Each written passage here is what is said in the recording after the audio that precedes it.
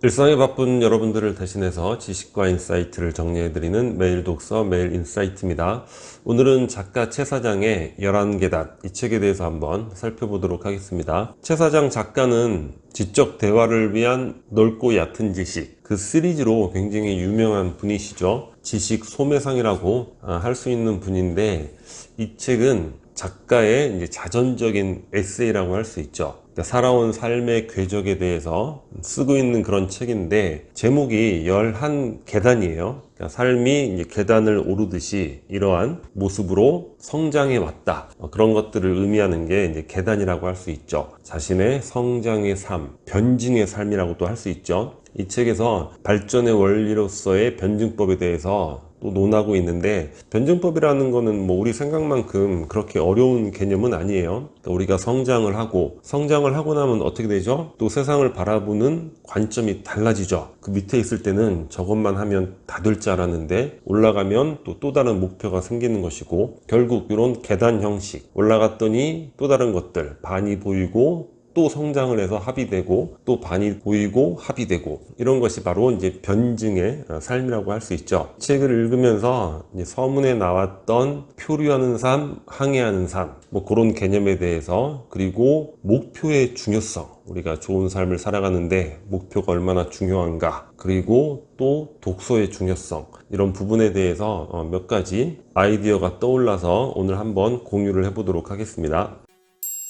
첫 번째는 이 책의 서문에 나오는 표류하는 삶, 항해하는 삶, 이런 개념인데, 이 단어만 가지고도 많은 생각을 해볼 수 있을 것 같아요. 내가 지금 살아가는 이런 모습들, 이게 과연 표류하는 그런 삶인가, 또는 항해하는 삶인가, 뭐 그런 것들 한번 사색해 볼 수 있는 그런 개념이 되잖아요. 세네카가 이런 말을 했다는 거예요. 그러니까 출항을 하자마자 폭풍에 밀려서 제자리에서 뱅뱅 도는 거죠. 과연 이것을 이제 항해했다고 할 수 있는가? 그거는 항해가 아니라 그저 표류를 하는 것에 불과하다는 거예요. 따라서 인생을 쭉 살아왔는데, 나이가 들어서 노년의 백발, 주름, 이런 외면적인 모습이 있다 하더라도 그것이 이제 오랜 인생을 살았다고 단정할 수는 없다는 거예요. 왜냐? 그 삶이 이제 항해한 삶인지, 또는 단지 표류한 삶, 뭡니까? 그냥 생존, 숨을 쉬고 생존한 삶인지 우리가 모른다는 거죠. 그러니까 산다는 것, 이거는 생존과는 이제 다른 관점에서 바라봐야 된다는 거예요. 삶이라는 거는 하나의 생명체로 와서 어떠한 목적성을 가지고 목적지에 항해하는 과정, 그 과정에서 많은 역경도 있겠지만 그런 것들을 헤쳐내면서 무언가 원숙해지는 그런 개념으로서의 생활을 이제 삶이라고 이야기할 수 있는 것이고, 그저 태어나서 먹고 자고, 역경이 뭔지 그냥 불편하기만 하고 그냥 또 먹고 자고, 이런 것은 이제 삶이라고 하기 어려운, 누구나 다 살아간다, 이렇게 이야기할 수는 없지 않은가, 그런 개념을 이야기하고 있습니다. 자, 그러면 내 삶이 과연 표류, 단지 생존이 아니라 삶이라고 자신있게 이야기할 수 있는 것, 그러니까 항해하는 삶이라고 이야기할 수 있는 근거, 그것이 과연 무엇일까? 이 책에서 저자는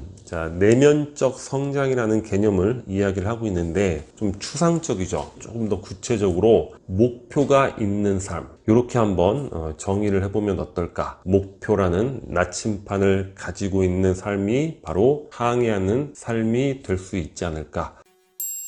그러면 목표가 있는 삶이 도대체 왜 필요하고 왜 좋은가? 그 부분에 대해서 한번 살펴보도록 하겠습니다. 자, 일단 전제는 목표가 없이는 좋은 삶을 살 수가 없다. 일단 연구 사례를 하나 들어볼 수 있는데, 미국에서 17세, 18세 나이를 대상으로 어떤 대상에 대해서 중요성을 질문했다는 거예요. 예를 들어서 돈이 얼마나 중요하다고 생각합니까? 1번 매우 중요하다부터 조금 중요하다, 별로 안 중요하다, 전혀 중요하지 않다, 이렇게 나가겠죠. 설문을 하고 이제 세월이 많이 흐른 뒤에 중년의 삶을 조사해 봤더니 매우 중요하다고 답했던 응답자들이 금전적으로 잘 살고 있었다는 거죠. 이거는 돈뿐만 아니라 다른 어떤 대상을 주입해도 마찬가지가 되는 거예요. 자, 그 이유, 그러니까 중요하다고 생각한 목표를 가지고 있는 그 그룹에서 성취도가 높게 나타나는 이유는 뭐냐면, 목표는 더 노력하게 만들기 때문에 그렇다는 거죠.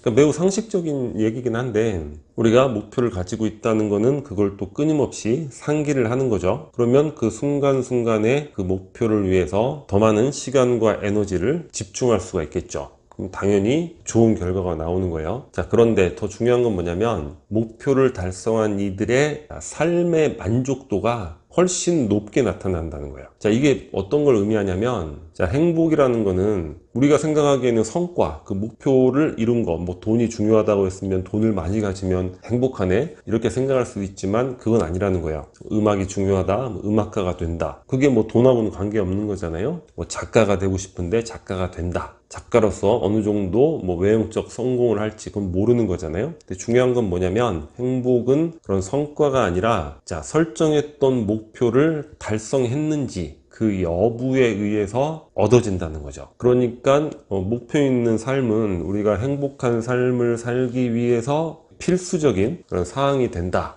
이렇게 보시면 될 것 같습니다. 그리고 또 중요한 건, 우리가 늘상 살면서 많은 선택, 뭐 유혹, 이런 것들로 고민을 하게 되잖아요. 근데 목표가 있으면 결정도 더 쉽게 할 수 있다는 거예요. 자, 예를 들어서 논어 속에 이런 구절이 있는데, 공자의 목표는 뭐죠? 도를 지키는 삶을 사는 거죠. 도를 추구하는 삶이 목표인데, 그렇기 때문에 정의롭지 않으면서 부와 권력을 갖는 것은 나에게는 부운, 뜬구름과 같다, 뭐 이런 표현이 있잖아요. 제가 그 글을 읽으면서 확 와닿더라고요. 그래서 제가 갖고 있는 목표, 그것과 관련이 없는 뭐 그런 제안을 받는다거나 뭐 그런 것들을 선택할 수 있는 뭐 유혹, 이런 순간에 처하게 될 때 이 부운이라는 개념을 떠올리게 됩니다. 그 자체로 뭐 달콤할 수 있는 것들이에요, 살펴보면. 하지만 그런 것들은 나에게는 뜬구름과 같다, 부운. 그러니까 그런 유혹에 쉽게 넘어가지 않고 어떤 상황에서도 확실한 결정을 더 손쉽게 내릴 수 있는 것이죠. 그러니까 인간은 불편한 거는 참아도 불확실한 것은 못 견딘다는 이런 연구 사례들이 굉장히 많잖아요.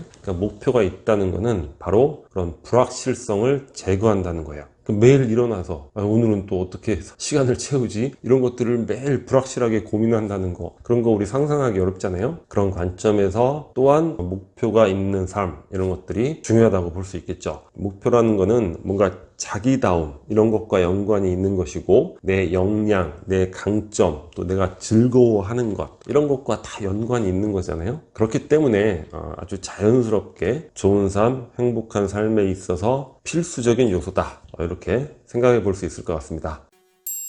그리고 이 책에 독서에 관련해서 아주 재미있는 그런 얘기가 나옵니다. 작가의 이제 첫 번째 계단이 뭐냐면, 고등학교 2학년 겨울방학에 도스토옙스키의 이제 죄와 벌이라는 그런 소설을 읽은 게 인생 성장의 첫 번째 계단에 해당이 돼요. 근데 이 최 사장이라는 작가가 지금은 뭐 굉장히 사실은 작가로서는 성공한 삶을 살고 있는데, 고2 때만 해도 그냥 말 그대로 찌질한 학생, 공부는 40등 정도 하고 눈에 띄지 않는 그런 존재였다는 거예요. 아무 생각이 없는 인생을 살았다, 이렇게 이야기를 하는 거죠. 그런 발전의 계기가 이제 당시 도스토옙스키의 죄와 벌이라는 소설을 읽었다는 거예요. 처음에는 어려워서 도대체 무슨 얘기를 하는지 알 수가 없었다는 거죠. 그런데 하여튼 몇 날 며칠을 읽었다는 거예요. 근데 그걸 읽고 나서 읽기 전에 자신과 완전히 다른 인간으로 태어나게 되었다, 이렇게 표현을 하고 있습니다. 여튼 그 책을 통해서 이제 성장을 했다, 뭐 그런 얘기인데, 여기서 재미있게 볼 수 있는 부분이 뭐냐면, 50명 중에 40등 하던 학생이 그 책을 독파를 하고 나서 이제 공부를 해야겠다고 결심을 하게 된 거예요. 그래서 고2 겨울방학, 고3부터 공부를 시작을 해서 고3 때 바로 진학은 못해요. 떨어지게 돼서 재수를 하게 되는데, 결국 성균관대학교에 입학을 했다는 거죠. 이 내용은 예전에 최승필 작가의 공부몰이 독서법, 그 책 이야기하면서 요 사례를 같이 곁들여서 말씀드린 적이 있는데, 그 최승필 작가도 똑같아요. 그 작가는 굉장히 불우한, 중고등학교 내내 심한 질병으로 인해서 학교도 제대로 다니지도 못하고 뭐 온전하게 공부도 할 수 없었던 상황이었죠. 그런데 책 읽는 것을 좋아해서 칼 세이건의 코스모스라는 책을, 굉장히 두꺼운 책이잖아요. 몇 번을 반복해서 읽었다는 거죠. 그래서 고3 시험 4개월 앞두고 집중해서 공부를 시작해서 중앙대에 진학을 하게 됩니다. 무슨 말씀을 드리고 싶냐면, 하여튼 뭐 자녀를 지도하는 입장이라면 자녀 교육에 있어서 문해력을 키워주는 것, 책을 읽는 것, 이런 것들이 공부에 있어서 얼마나 중요한 역량이 되는가, 뭐 그런 부분도 될 수 있고, 또 하나는 뭐냐면, 우리 자신의 역량을 키우는 데 있어서 독서가 또 얼마나 효과적인가, 뭐 그런 부분들을 살펴볼 수 있는 내용이 아닐까. 그리고 다독 이런 차원이 아니라 조금 어려운 책을 시간이 좀 걸리더라도 이해하면서 정독하는 것. 사실 우리가 책을 읽는다고 하지만 제대로 진지하게 정독하는 경우는 드물잖아요. 그 뜻을 음미하면서. 그래서 자신의 역량을 키우기 위해서 좋은 책을 정독하는 이런 훈련들을 뭐 지금 어떤 연배에 속해 있다 하더라도 시도해 볼 수 있지 않을까. 역량을 키우는 관점에서의 독서의 중요성, 이런 것도 한번 참고해 볼 수 있을 것 같습니다. 또 두 번째는 좋은 삶을 위한 독서인데, 물론 뭐 좋은 삶을 사는 데 있어서 뭐 독서가 매우 중요하겠지만, 조금 전에 우리 목표에 관한 이야기를 했잖아요. 이런 말씀을 드리면